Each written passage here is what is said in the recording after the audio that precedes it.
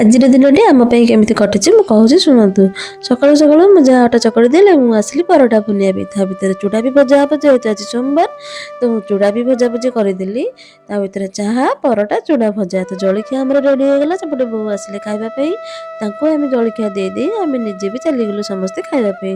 ତ ଆମେ ଖାଇସାରିବା ଭିତରେ କଥାବାର୍ତ୍ତା ହେଲୁ କ'ଣ ରୋଷେଇ ହେବ। ତା ଭିତରେ ମୋ ଯାହା କହିଲେ ଯା ଶାଗ ଦିଟା ତୋଳି ଆଣ। ତ ଆମେ ଦୁଇ ଯା ମିଶି ବାହାରି ସେପଟକୁ ଚାଲିଗଲୁ ଶାଗ ତୋଳିବା ପାଇଁ। ଶାଗ ତୋଳୁ ତୋଳୁ ନଜରରେ ପଡ଼ିଗଲା କିଆ ଗଛ। ତ ତାକୁ ନ ଖାଇ କିଆ ଆଉ ଛାଡ଼ୁଛି। ତ ଆମେ ଦୁଇ ଯା ମିଶି ସେପଟେ କିଆ ଦିଟା ଉପାଡ଼ିକି ସେପଟେ ଖାଇଦେଲୁ। ଖାଇସାରିବା ପରେ ଆମେ ଆସିଲୁ ଶାଗ ନେଇକି ଘରେ ବଛାବଛି କରିଦେଲୁ। ତ ଶାଗ ବଛାବଛି ରେଡ଼ି ହେବା ଭିତରେ ମୁଁ ଚାଲିଗଲି ମୋ ଯାହାକୁ ଦିଟା ମୁଗ ଦେବା ପାଇଁ, କାହିଁକି ନା ମୁଗ ପଡ଼ିକି ଭଜା ହେବ।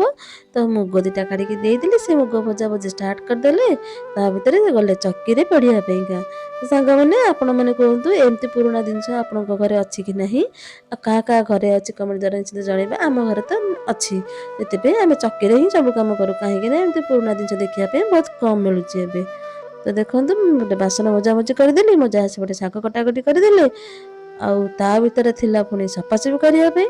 ତ ତାକୁ କରିବାକୁ ହିଁ ତ ପଡ଼ିବ, ଯେହେତୁ ବଡ଼ ଫ୍ୟାମିଲି କେତେ ସାରା ଲୁଗାପଟା ତ ସବୁ ସଫା କରିବାକୁ ପଡ଼ିବ। ତ ଆମେ ଦୁଇ ଯା ମିଶି ସବୁ ସଫାସଫି କରିଦେଲୁ। ତ ସାଙ୍ଗମାନେ ବଡ଼ ପରିବାର ଭିତରେ ଏମିତି ମିଳିମିଶି କାମ କରିବା ପାଇଁ ବହୁତ ଭଲ ଲାଗେ। ତ ଆମର ରୋଷେଇ ରେଡ଼ି ହୋଇଗଲାଣି, ଆମେ ଚାଲିଲୁ ସମସ୍ତେ ଖାଇବା ପାଇଁ। ଆପଣମାନଙ୍କୁ ଭିଡ଼ିଓଟି କେମିତି ଲାଗୁଛି କମେଣ୍ଟ ଦ୍ୱାରା ନିଶ୍ଚିନ୍ତ ଜଣାଇବେ। ଯଦି ଭଲ ଲାଗିଥିବ ଗୋଟେ ସବସ୍କ୍ରାଇବ୍ କରିଦେବେ, ଗୋଟେ ଲାଇକ୍ କରିଦେବେ। ରହିଲି, ଜୟ ଜଗନ୍ନାଥ। ପୁଣି ଦେଖା ହେବ ଆଉ ଗୋଟେ ନୂଆ ଭିଡ଼ିଓରେ।